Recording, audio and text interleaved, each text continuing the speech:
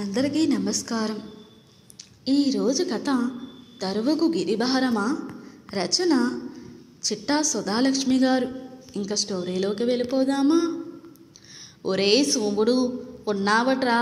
ఇలా వస్తే ఓ అరటిపండు ఇలా ఇచ్చిపో, కడుపులో మంటగా ఉంది. వేణుగోపాలస్వామి గుడి మెట్ల మీద కూర్చుని ఒంట్లో ఉన్న ఓపికంతా గొంతులోకి తెచ్చుకుని గట్టిగా అరుస్తుంది కావమ్మగారు. కావమ్మగారు శివాలయంలో పనిచేసే సోమేశ్వర శాస్త్రి గారి తల్లి. ఆవిడకు చూపు మందం, మరీ దగ్గరగా వస్తే గాని కనబడదు. అది బాగా తెలిసిన వాళ్ళైతేనే పోల్చుకుంటుంది, లేకపోతే అదీ లేదు. దానికి తోడు చెవుడు కూడాను. ఒక్కోసారి ఆవిడకు మనుషులు గుర్తు కూడా ఉండరు. కనబడ్డవారు ప్రతిసారి వాళ్ళను వాళ్ళు పరిచయం చేసుకోవలసిందే. అటువైపు వెళుతున్న శాస్త్రిగారు ఇటువైపు చూసి చూడనట్లు గబగబా నడుచుకుంటూ వెళ్ళిపోయారు. నేను చూసి ఆశ్చర్యపోయాను. తర్వాత నేనే ఆయనకు అవసరమైన పనేదో ఉంటుందనుకుని సర్దుకున్నాను. కానీ కావమ్మగారు బాగా ఆకలి మీద ఉన్నట్టున్నారులే ఉంది. అందుకని మళ్ళీ పిలిచారు. ఒరేయ్ నాయనా, సోముడు లేవట్రా ఇక్కడ అని ఆవిడకు వీలైనంత గట్టిగానే అరిచారు. అది విన్న నేను నా పూల సజ్జలో ఉన్న అరటిపండు తీసి ఆవిడ చేతిలో పెట్టి ఆవిడ పక్కనే మెట్ల మీద కూర్చున్నాను.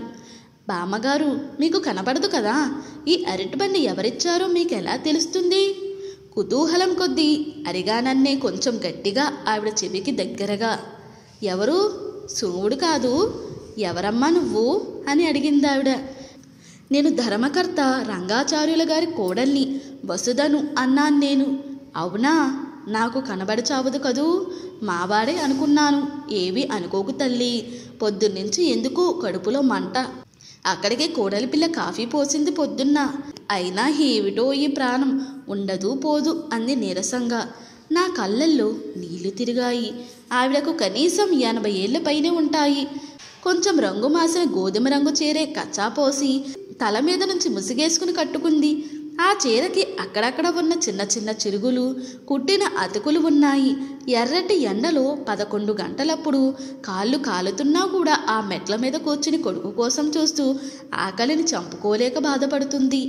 ఆవిడకు మళ్ళీ ఇంకో అరటిపండు చేతిలో పెట్టి గుళ్ళో ఇస్తున్న ప్రసాదం తీసుకొచ్చి పెట్టాను. ఆవిడ గబగబా తినేశారు. పాపం ఎంత ఆకలి మీద ఉన్నాదో అనిపించింది. ఓ 10 నిమిషాల తర్వాత శివాలయంలోకి వెళ్ళాను. సోమేశ్వర శాస్త్రి గారు రుద్రం చదువుతూ శివార్చన చేస్తున్నారు. 10 మందికి మంచి చెడు ధర్మాధర్మాలు చెప్పవలసిన శాస్త్రి గారికి నేనేమని చెప్పేది? కళ్ళు మూసుకుని శివుడికి ఒక నమస్కారం చేసి ఇంటికి బయలుదేరాను. నా తల్లిదండ్రులకు నేను ఏకైక సంతానం. నా ఇంజనీరింగ్ చివరి సెమిస్టర్లో ఉండగా జహీరాబాదు నుంచి మా అమ్మా నాన్న హైదరాబాదులో జేఎన్టీయు హాస్టల్లో ఉన్న నన్ను చూడడానికి వచ్చి మళ్ళీ వెనక్కి వెళుతూ యాక్సిడెంట్ జరిగి అక్కడికక్కడే పోయారు. ఆ తర్వాత ఒంటరినైన నన్ను నాతో పాటు చదివిన శైలేష్ ఇష్టపడి పెళ్లి చేసుకున్నాడు. అత్తయ్య మామయ్య కూడా ఎంతో మంచివాళ్ళు. వాళ్ళ ఊరు రామాపురం. వాళ్ళకు శైలేష్ ఏకైక సంతానం. నన్ను కూతురి కంటే ఎక్కువగా చూసుకుంటారు. నేను కూడా మా అమ్మా నాన్నలను వాళ్ళల్లో చూసుకుంటాను. మేమిద్దరం హైదరాబాదులోనే పనిచేస్తున్నాము. నాకు నా వాళ్ళన్నవారు ఎవరూ పెళ్లి తర్వాత నా బాధ్యత తీసుకోవడానికి సుముఖంగా లేనందున నా తొలి కానుపు మా అత్తవారు రామాపురంలోని వారింట్లోనే జరగాలని మా అత్తమ్మ నన్ను 7వ మాసంలోనే ఆ ఊరికి తీసుకొచ్చారు. నేను కొంతవరకు వర్క్ ఫ్రమ్ హోమ్ చేస్తానని, ఆ తర్వాత మెటర్నిటీ లీవ్ తీసుకుంటానని మా ఆఫీస్ వాళ్ళకి చెప్పి వాళ్ళని ఒప్పించి ఇక్కడికి వచ్చాను. ఇక్కడి పచ్చటి పొలాలు, దారులకి ఇరువైపులా పెరిగి బాటసారులకు చల్లదనాన్ని విశ్రాంతిని ఇచ్చే మహావృక్షాలు, ఎక్కడ చూసినా ఆహ్లాదపరిచే ప్రశాంత వాతావరణం చూసి చాలా ఆనందపడిపోయాను. అక్కడ ఉన్న వేణుగోపాలస్వామి గుడి, ఆ పక్కనే ఉన్న శివాలయం మనస్సుకు ఎక్కడ లేని ఆనందాన్ని ప్రశాంతతను ఇస్తాయి. నేనొచ్చి నెలయ్యింది. డాక్టర్ల చెకప్లు అవి ఇక్కడే చేయించుకుంటున్నాను. డాక్టర్ నన్ను రోజు వాకింగ్ చేస్తే మంచిదని, పురుడు సులభంగా అవుతుందని సలహా ఇచ్చారు. మా అత్తమ్మ నన్ను రోజు గుడికి వెళ్ళి ప్రదక్షిణాలు చెయ్యమని, దానివల్ల స్వామి కార్యం స్వకార్యం కూడా జరిగిపోతుందని, దేవుడి దయ వల్ల 12 బిడ్డ పడుతుందని అన్నారు. నేను సరేనని రోజు ఇక్కడికి వస్తున్నాను. రోజు రావడం వల్ల, అదీకాక మా మామగారు అక్కడి ధర్మకర్త కావడం వల్ల గుడిలో అధికారులు, పనిచేసే వాళ్ళు, ఇంకా పూజారులు పరిచయమయ్యారు. గుళ్ళో పూజారులు ఉండడానికి దేవాలయ యాజమాన్యం వారికి దేవాలయానికి వెనుక వైపు కొంచెం పెడగా ఇల్లు కట్టించారు. అటువైపు నుంచి కూడా ఆలయంలోకి మార్గం ఉంది. మా ఇంటి నుండి ఆ దారి దగ్గరవుతుందని నేను రోజు అటువైపు నుంచే వెడుతుంటాను. అటు వెడుతూ రోజు అక్కడ ఆలయ పూజారుల కుటుంబ సభ్యుల గురించి కూడా తెలుసుకుని వారితో కొంచెం పరిచయం పంచుకున్నాను. సోమేశ్వర శాస్త్రి గారి భార్య పేరు గిరిజ. ఆయనకు స్వయాన మేనమామ కూతురట. కావమ్మ గారు పిల్లాడు పుట్టిన తర్వాత భర్తను పోగొట్టుకున్నారట. కొంతకాలం అన్నల సాయంతో పిల్లాడిని పెంచిన వదినల ఓర్వలేనితనం వల్ల ఇబ్బంది పడి పిల్లాడిని తీసుకుని ఈ ప్రాంతానికి వలస వచ్చేసిందట. ఇక్కడ దొరికిన చోట వంటలు చేసుకుంటూ దూరపు బంధువుల దగ్గర తలదాచుకున్నారట. అక్కడి గుళ్ళు అప్పటి ధర్మకర్త ఇంట్లో వంటలు చేసుకుంటూ ఆయన్ని అడిగి పిల్లాన్ని చదివించే శక్తి లేక గుళ్ళో పూజారి దగ్గర మంత్రాలు నేర్పమని ఆయనకు సాయంగా పెట్టించారట. కొన్నేళ్లు పోయాక అతని నోటి శుద్ధతను, మంత్రాలు స్పష్టంగా చదివి పూజ చేసే తీరును, కంచు గంటంలా మ్రోగే అతని గొంతును చూసి ముచ్చటపడి ఆ ధర్మకర్తే అక్కడి శివాలయంలో పూజారిగా చేర్చుకున్నారట. ఆ తర్వాత కావమ్మ గారు తన అన్న కూతురు గిరిజని తన కోడలుగా చేసుకుందట. అది ఆవిడ కథ. ఓ రోజు నేను గుడికి వెళుతూ ఎప్పటిలా వాళ్ళింటి వైపు నుంచి వెళ్ళా. కావమ్మ గారు వాకిటి గుమ్మంలో అరుగు మీద కూర్చుని అరుస్తుంది. ఒసే గిరిజ, వినబడట్లేదుటే, ఆ వీరిగాడు వచ్చాడా అని. లోపల నుంచి ఏమీ బదులు రాలేదు. ఆ పక్కనే వేణుగోపాలస్వామి గుళ్ళో పనిచేసే రామశాస్త్రి గారి కుటుంబం ఉంది. వాళ్ళ పిల్ల నేను అక్కడ ఉండి చూడడం చూసి ఆవిడ దగ్గరకు వెళ్ళి చెవిలో గట్టిగా సమాధానం చెప్పింది. మా అమ్మ వాడింకా రాలేదు అని. ఆవిడ బాధపడుతూ, ఏమిటో వాడెప్పుడొస్తాడో ఏమిటో, నా తలకాయ తగలెట్టుకోవాలి, నాకేమో ప్రాణం చాలొస్తుంది, పెడాకారపు బతుకైపోయింది, చావు రాకుండా ఉంది నాకు అని సనుక్కుంటుందావిడ. నేను ఆ పాపను పిలిచి, రాధా, ఏంటమ్మా మామగారు అంటున్నారు అన్నా. అక్కడ వాళ్ళందరికీ నేను ధర్మకర్త గారి కోడళ్ళని గౌరవం. ఆ పిల్ల ఏదో చెప్పబోతుంటే వాళ్ళమ్మ వచ్చి, ఏముందమ్మా, ఆ ముసలావిడ తల పని చేయించుకుందుకు కూర్చున్నారు, పాతకాలపు మనిషాయి. ఆవిడ ఇప్పుడా అలవాట్లు ఆచారాలు మార్చుకోలేదు కదా, కనీసం 4 రోజులకోసారి ఆ తంతు తప్పదు ఆవిడకు. అదయ్యి స్నానం అయ్యే వరకు పచ్చి గంగ కూడా ముట్టరావిడ. ఇవాళ ఆ పని చేసే వీరెంకుడు ఇంకా రాలేదు. పెద్ద ప్రాణం కదూ, తినకుండా ఉండలేరు కదా, అందుకని అడుగుతున్నారు అన్నారావిడ.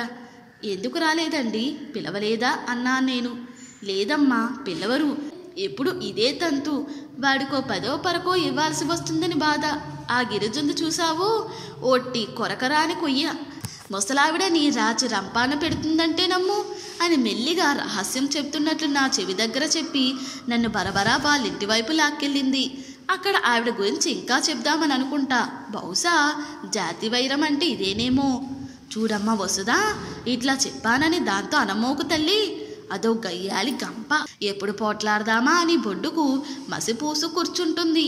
అన్నానని కాదు కానీ ఆ సోముడున్నాడు చూడు, ఎందుకు పనికిరాని దద్దమ్మ, ఆ గయ్యాలి ఆ పెద్ద ఆవిడను అన్ని ఇబ్బందులు పెడుతున్నా ఒలకడు పలకడు. ఏదో గీత బాగుండి ఆ 4 ముక్కలు అబ్బి అక్కడ ఉద్యోగం వెలగబెడుతున్నాడు కానీ ఇంకెందుకు పనికిరాడు. పెళ్ళాన్ని కాదని 1 పైసా ఆవిడ కోసం ఖర్చు పెట్టడు. ఆ చదువు ఆవిడ రెక్కలు ముక్కలు చేసుకు చెప్పించిందే కదా. కుక్కకైనా విశ్వాసం ఉంటుందేమో కానీ వాడికి ఏమాత్రం లేదమ్మా. ఆవిడకు తిండి కూడా సరిగ్గా పెట్టరు. ఆవిడ తినేది 1 పూట, వాళ్ళకు అది కూడా భారమైపోయింది. పాపం రోజు రాత్రిలు ఆవిడ పస్తులే. ఆ బట్టలు చూసావుగా, ఆవిడ కట్టుకునే జత 2 ఏళ్ల క్రితం ఆవిడ మేనల్లుడు తీసుకొచ్చి పెట్టినవే. మళ్ళీ ఆవిడకు బట్టలు పెడితే కొట్టు. ఆవిడ ఆ చిరిగిపోయిన గుడ్డలే కుట్టుకుని కట్టుకుంటుంది. ఆవిడ ఉసురు ఊరికే పోతుందా? ఈ ఉద్యోగం చూసి ఓహో అహంకరిస్తున్నాడు. అది వేయించింది ఆవిడే కదా. ఓపుకొన్నన్నాళ్ళు ఆవిడ చచ్చేట్టు చాకరీ చేసి వారిని వాడి కుటుంబాన్ని పోషించిందా? ఇప్పుడు ఆవిడ్ని చివరి దశలో చూసుకోవడానికి వాళ్ళు చస్తున్నారంటే నమ్ము అన్నది ఆవిడ చేతులు తిప్పుకుంటూ. బహుశా నేను ఇది విని మా మామగారితో చెప్తే ఆయన శాస్త్రి గారిని ఏమైనా అనో లేదా ఉద్యోగంలోంచి పీకించేస్తేనో. వాళ్ళ తమ్ముణ్ణి ఇక్కడ వేయించుకోవాలని ఆశపడుతున్నట్లుంది. ఆవిడ అలా ఆశపడుతుందనే మాట గాల్లో తిరుగుతుంది. మాటలో మాటగా ఆవిడ తమ్ముని కూడా బాగా ఎత్తేసి చెప్పింది. అంతటి గొప్పవాడు, శాస్త్రం తెలిసినవాడు భూప్రపంచంలో ఎక్కడా లేనే లేడంటూ. ఏమిటో ఈ గొడవలు. మొత్తానికి ముసలావిడకు ఇవాళ మూడిందేమో. పొద్దున్నుంచి తిండి తిప్పలు లేక అలా ఎర్రటి ఎండలో ఎంతసేపు ఆ అరుగు మీద కూర్చుంటుంది. నేను రాధను పిలిచి ఒక 25 చేతులు పెట్టి వెంటనే రోడ్డుకి అవతల ఉన్న షాపులో వీరంకర్ని పిలిచి రమ్మని పంపించాను. ఇంకాసేపటికి గుళ్ళోంచి వస్తూ నేను చేసిన పని చూడని సోమేశ్వర శాస్త్రి గారు నన్ను చూసి నవ్వి బాగున్నారా అమ్మా అనుకుంటూ వాళ్ళింటి లోపలికి వెళ్ళాడు. నేను తలూపి ఇంకో పక్క నుంచున్నా. వాళ్ళింటి లోపల నుంచి మాటలు వినబడుతున్నాయి. గిరిజ, ఈసారికిలా కానీ పాపం పెద్దది ఎంతసేపు కూర్చుంటుంది? నేను ఇదే చూడనా? గుళ్ళో పనే చేసుకోనా? మాట మాటికి నువ్విలా సమస్యలు సృష్టిస్తుంటే నేను ఎలా పని చేసుకోగలను అని బ్రతిమాలుతున్నాడు ఆయన. ఏమో బాబు, ఏం చేస్తారో నాకు తెలీదు. ఈ తద్దినం నా వల్ల కాదు. ఈరోజు అటో ఇటో తేలిపోవాల్సిందే. ఉంటే ఆవిడైనా ఉండాలి, లేదా నేనైనా ఉండాలి. అదేదో తేల్చేసి ఆ తర్వాత మీ ఇష్టం వచ్చినట్లు ఊరేగండి అని తేల్చేసింది ఆవిడ. ఇప్పుడు ఏమైందని? ఓ 25కి పరక్కి ఇంత ఇబ్బంది పడతావు? ఇంత చిన్న చిన్న విషయాలకు ఆగం చేసుకుంటే ఏం బాగుంటుంది చెప్పు? సర్ది చెప్పడానికి ప్రయత్నిస్తున్నాడు. మరే చిన్న విషయమే. ఆవిడ ఆర్జించి పోసిన రత్నాలు రాసులు పోగు చేసుకోలేక చస్తున్నా కదూ, అందుకని ఇది చిన్న విషయమే. ఇప్పుడు ఆవిడ ఎలా ఉంటే ఏమిటట? ఇంట్లో ఓ మూలపడి ఏడవకూడదు? టింగురంగా అంటూ ఆ గుళ్ళో వచ్చే వాళ్ళని పోయే వాళ్ళని చూస్తూ అక్కడ కూర్చోకపోతే వాళ్ళల్లో కొంతమందిని డబ్బు కూడా అడిగి తీసుకుంటుందని విన్నా. అవ్వా, ఎంత సిగ్గుచేటు! ఈవిడ తల పని చేయించుకోకపోతే తులుసుండలేమి ఊడిపడవు. ఆవిడ ఆచారమేమి మంట కలిసిపోదు. మీరుండండి, మీకేవీ తెలియవు. ఈ పని చెయ్యకపోతే బయటికెళ్ళడానికి సిగ్గుపడి కొంపలో పడుంటుంది. ఖర్చుకి ఖర్చు ఉండదు. బయట మనకు ఈ అవమానము ఉండదు. లేదని నా మాట కాదంటారా? నా పిల్లల్ని తీసుకుని మా పుట్టింటికి పోతాను అంతే. ఇవాళ అటో ఇటో తేల్చాల్సిందే. ముక్కు చేసేసింది ఆవిడ. ఎక్కడికి పోతుంది? ఆవిడికి మనం తప్ప ఎవరున్నారు చెప్పు? మళ్ళీ అదే ధోరణిలో బ్రతిమలాడి చెప్పాడు. నాకదేం తెలీదు. వల్ల కాట్లోకి పొమ్మనండి. నా వల్ల కాదంటే కాదు అంతే కరాఖండిగా చెప్పేసింది. ఇంతలో వీరెంకడు వచ్చి అమ్మా రండి, ఇలా కూర్చోండి అని ఆవిడకు చెవుడని తెలిసి కొంచెం గట్టిగా పిలిచాడు. వీరెంకడి మాట విని శాస్త్రి గారు ఆయన భార్య బయటకు వచ్చారు. ఎవరూ పిలవకుండా వీడెలా వచ్చాడబ్బా అని విస్తుపోయి చూస్తున్నారిద్దరు. నేనక్కడే నుంచుని చూస్తున్నా. ఇటు పక్క రాధా వాళ్ళమ్మ కూడా నుంచుని చూస్తున్నారు. అక్కడ నన్ను చూసి మొగుడు పెళ్ళాలిద్దరూ అవాకయ్యారు. ముసలావిడ కళ్ళనీళ్లు పెట్టుకుంటూ వచ్చి వీరెంకడి ఎదురుగా కూర్చుని తల పని చేయించుకుంటున్నారు. నేను శాస్త్రి గారి దగ్గరకు వెళ్ళి, శాస్త్రి గారు, మీరు ధర్మం తెలిసినవారు, సకల శాస్త్రాలు చదివినవారు. మీకు నేను చెప్పదగ్గదాన్ని కాదు. మీ విజ్ఞత ముందు నా వయస్సు, నా చదువు ఎందుకు పనికిరావు. కానీ ఇది మీరు చెయ్యవలసిన పని కాదు. మిమ్మల్ని ఆవిడ ఏ దశలో ఎలా పెంచి పోషించింది, ఎన్నెన్ని కష్టాలు పడింది మీకే తెలుసు. ఆవిడ చిన్న చిన్న కష్టాలు తీర్చడం, మౌలిక సదుపాయాలు కలగచేయడం మీ కనీస బాధ్యత. అది నేను మీకు విడిగా చెప్పనక్కర్లేదు. మీ అమ్మగారిని చూసుకోవడానికి మీకు శక్తి లేదా? లేదంటే చెప్పండి, మేమే ఏదైనా ఏర్పాటు చేస్తాం. అంతేకాని ఆవిడని తిండికి బట్టకి కూడా బయట వాళ్ళ దగ్గర చెయ్యి చాచేట్టు చెయ్యకండి. ఆవిడ ఆచార వ్యవహారాలకు అడ్డు పెట్టకండి. తల్లులకు పిల్లలు బరువు కానప్పుడు పిల్లలకు అమ్మ బరువు కాకూడదు శాస్త్రి గారు అన్నాను కొంచెం తీవ్ర స్వరంతో.